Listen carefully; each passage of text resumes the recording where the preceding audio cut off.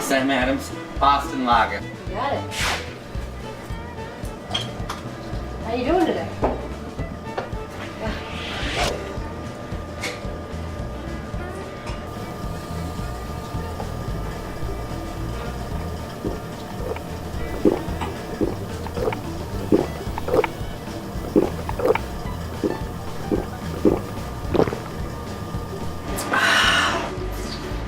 You'll never believe what I just saw.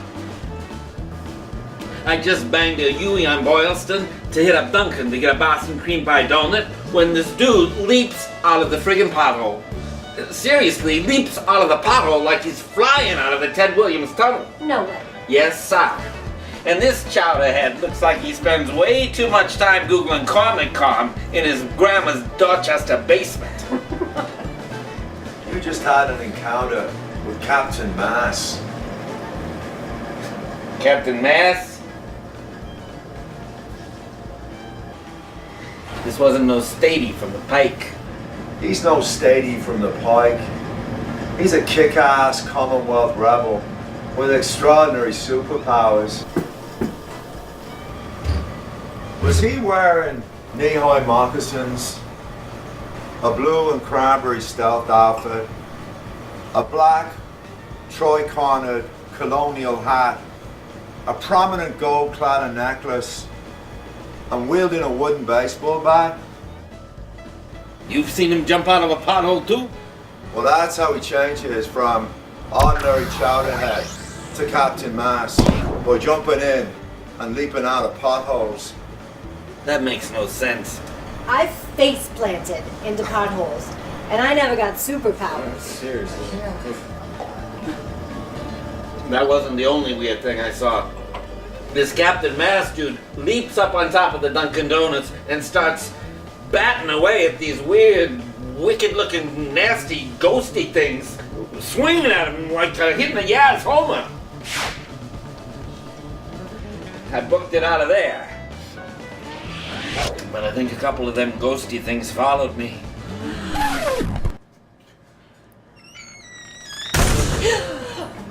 What? What the heck?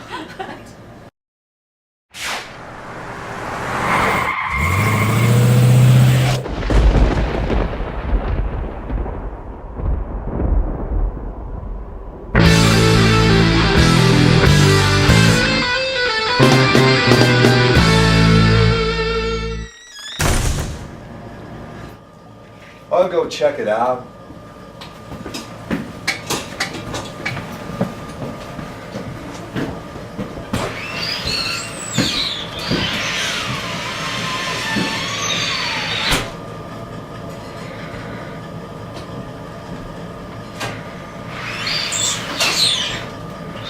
Nothing, just the wind.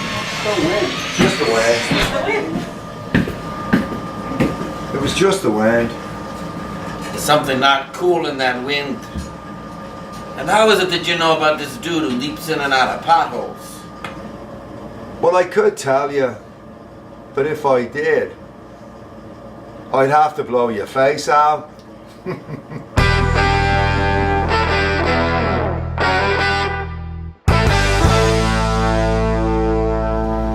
I know the origin story of Captain Mass. It's a pisser of a story. If you want to hear it, it's going to cost you a Mass Martini and a bowl of chowder. Kitchen's closed. What do you think this is? Wahlburgers?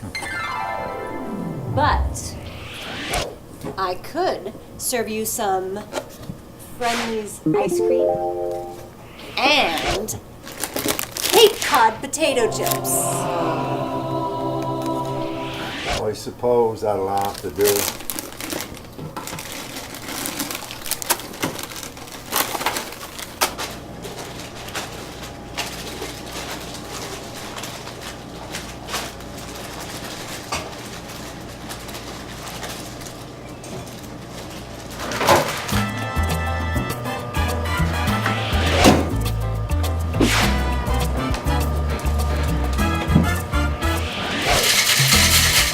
Captain Mass, his real name is Colin. He graduated from UMass not long ago. He was a good kid. How did he become Captain Mass?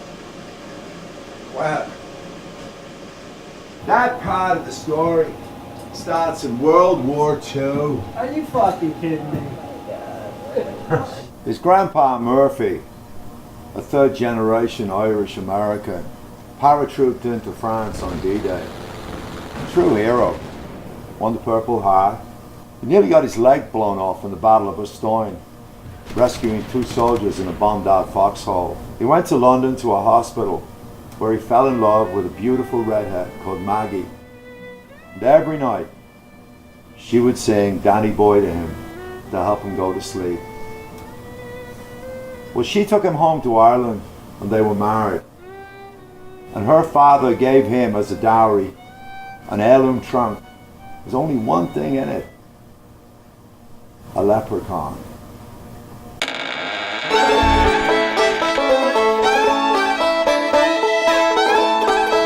Well, after the war, Murphy took Maggie, his Irish bride, back to Massachusetts, along with the leprechaun. They opened an Irish pub called the Lucky Charmer every Sunday night. She would close out the bar by singing Danny Boy to the customers. A tradition that lasted nearly 40 years until she passed away. Well, before finishing this story, I'll finish my ice cream before it melts. So, smoke them if you got them.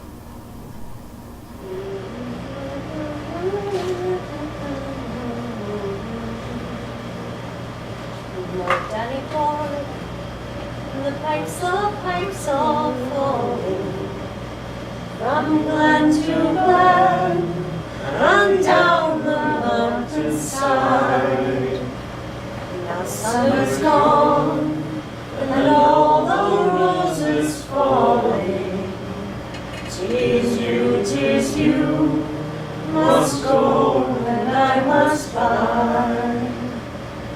But come ye back when summer's in the meadow, or when the valley's hushed and white with snow.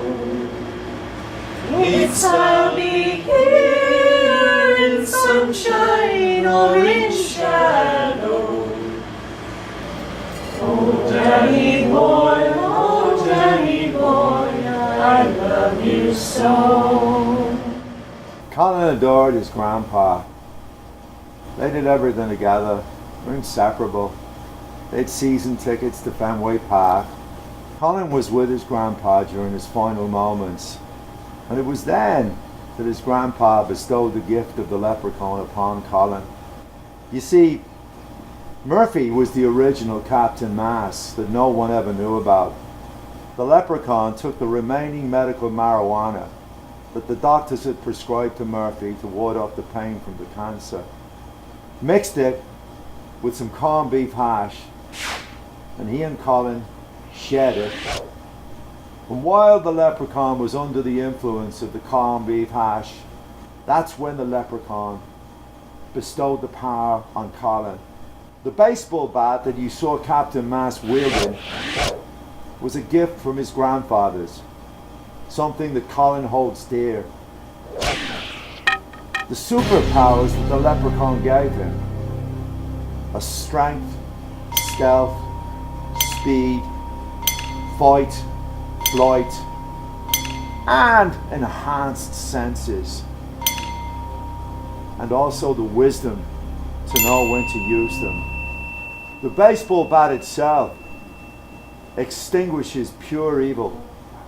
And pure maleficent evil is what Captain Mass is battling right now.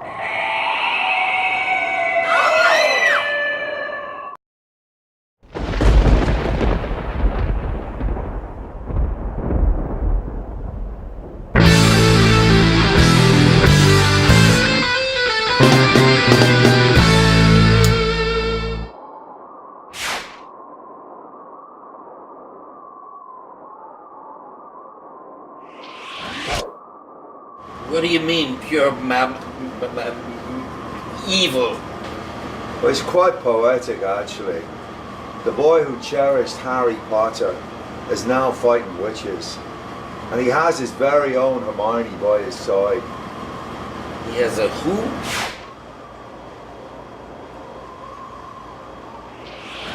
Well, I call her Wicked Woman. And that's a hat tip to the Baystate vernacular. But she did start out in Team Wicked. I'm sure you've all heard of Salem and the Salem witch trials. Salem is a wicked pissah place to spend Halloween. Witchcraft hysteria was quite common, not just in Salem, but across colonial Massachusetts. Funny enough, not one witch from the Endicott Coven was ever accused. And that is the very coven that is unleashing evil in our state. One of the witches, Zenda Lucia Fair, her job was to befriend, seduce, and destroy Colin. So she showed up at the Lucky Charmer pub. She walked in, went straight over to the piano, and started to play Danny Boy. Well, that got his attention. And when she discovered that his power really came from his love of his grandpa, that's when she turned around. And she's been by his side ever since, working with Captain Mass, trying to stamp out the evil that the Coven have created. Well, I'm toasting Xander. She was on the wrong path, influenced by a group who nurtured a narrow way of thinking. And Colin helped her find her heart. And now they're both kicking ass.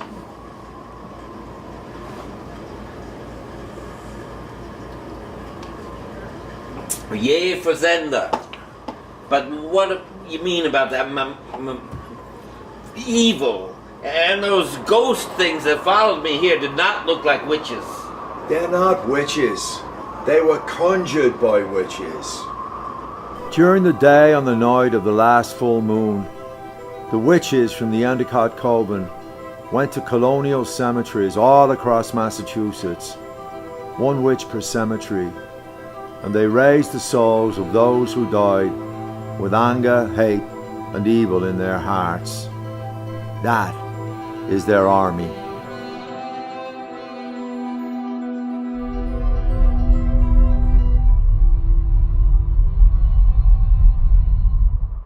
What do they want? I don't know. Revenge, retribution, world domination, with the Baystate as their capital, or to rebel against the monstrous sprinkling, pun intended, of Dunkin' Donuts scattered across the Baystate. Hey, I'm a Dunkin' junkie.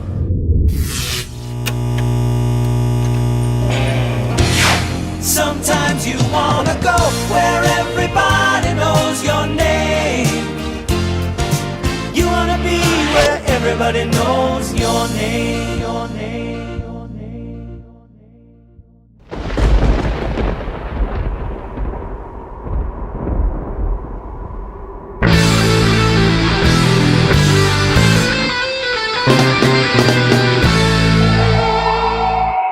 What was that? There's something on side.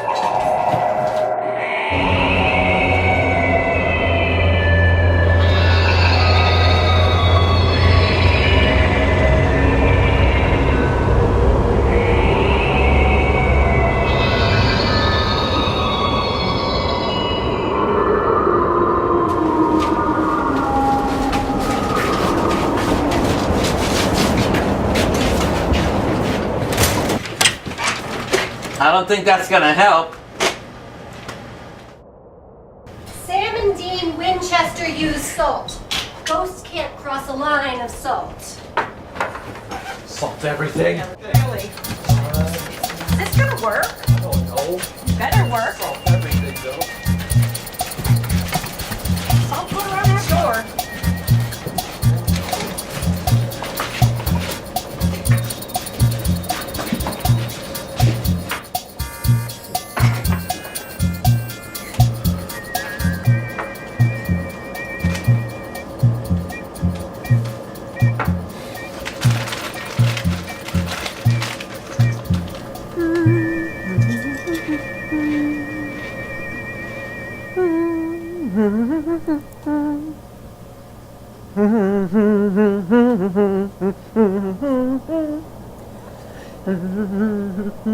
Shh.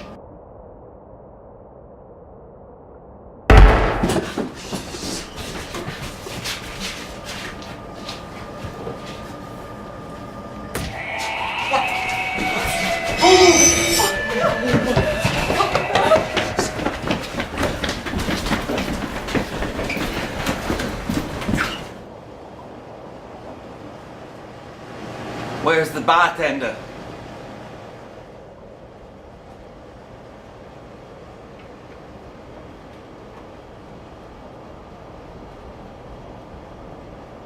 I'm not sure how you know as much as you know, Nathaniel Hawthorne Reader. Let's just say I have more than a feeling. Well, that's a story for another day. But in a moment, you won't remember any of this. None of you will.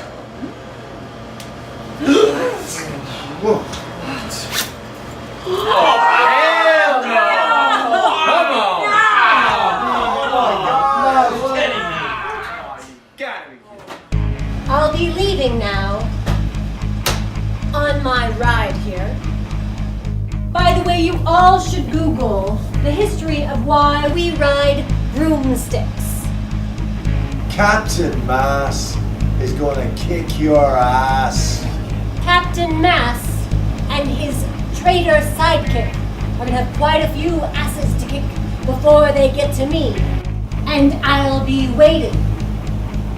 And by the way, we're no longer the Endicott Coven. We are the Joe March Coven. Women authors rock!